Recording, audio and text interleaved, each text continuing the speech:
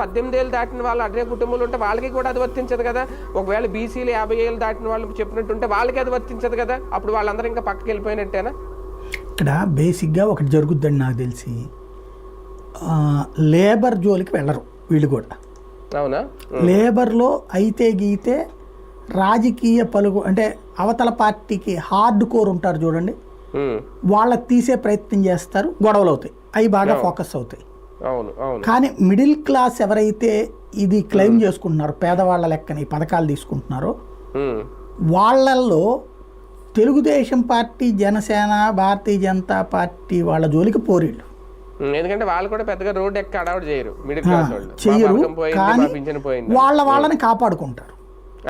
YSR Congress party sympathisers అయినటువంటి లేదా YCP కార్యకర్తల కుటుంబాలకు సంబంధించి అట్లాంటి మధ్యతరగతి ఎవరైతే ఉంటారో వాళ్ళది మేబీ తొలగించవచ్చు. యాజ్ ఫర్ నామ్స్ అయితే మనకేంటంటే నీతి ఆయోగ్ ఏం చెప్పిందండి, ఆంధ్రప్రదేశ్లో 10% పేదరికం ఉందని చెప్పింది. 10% లెక్కను చూస్తే మనకున్నటువంటి 1,75,00,000లో 17.5 లక్షల మంది మాత్రమే పేదలు ఉండాలి.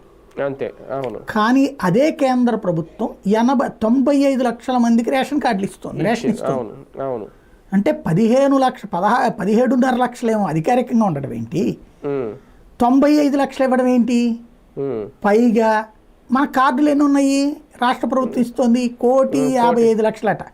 మొన్నటిదాకా 47 అనుకున్నాం, మొన్న ఇచ్చిన లెక్క ఈనాడే చెప్పింది 1,55,00,000 అని.